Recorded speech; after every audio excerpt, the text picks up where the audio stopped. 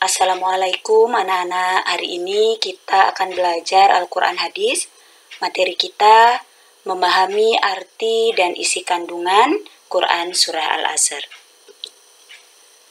Baiklah, Ibu akan membaca Surah Al-Asr beserta terjemahnya, dan di rumah kalian juga bisa ikut membaca ya anak-anak. Bismillahirrahmanirrahim. Wal asri, demi masa. Innal insana lafi khusr.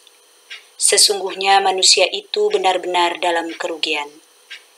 Illal ladzina amanu wa 'amilus solihati wa tawassaw bil haqq wa tawassaw bis sabr. Kecuali orang-orang yang beriman dan mengerjakan amal soleh, serta saling menasihati untuk kebenaran dan saling menasihati untuk kesabaran.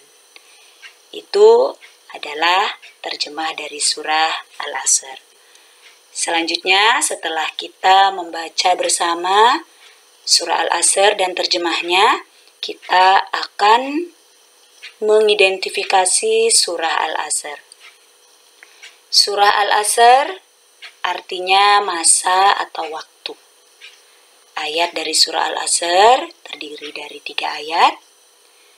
Golongan dari surah Al-Asr adalah Makkiyah, karena surah Al-Asr diturunkan sebelum Nabi hijrah ke Madinah. Dan surah Al-Asr turun di kota Mekah. Surah Al-Asr turun setelah surah Al-Insyirah, urutan ke-103 dalam Al-Quran. Surah Al-Asr urutan setelah surah At-Takasur, urutan sebelum surah Al-Humazah, dan surah Al-Asr terdapat pada juz ke-30 dalam Al-Quran. Setelah kita mengidentifikasi surah Al-Asr, selanjutnya kita akan membahas asbabun nuzul atau sebab diturunkannya surah Al-Asr. Mengapa Allah menurunkan surah Al-Asr? Jadi, jawabannya karena orang Arab jahiliyah biasa bersantai di waktu asar. Mereka bercengkrama dan bercanda, hingga saling menyinggung, dan akhirnya terjadi perselisihan dan permusuhan. Mereka pun mengutuk waktu asar. Maka Allah menurunkan surah ini untuk memberikan peringatan. Bukan waktu asar yang salah, tetapi merekalah yang salah, dan manusia akan berada dalam kerugian. Itulah asbabun nuzul dari surah Al-Asr. Jadi, kalian sudah tahu sekarang ya.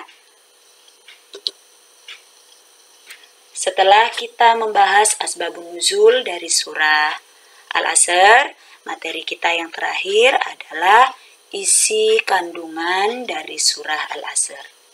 Apa isinya dari surah Al-Asr?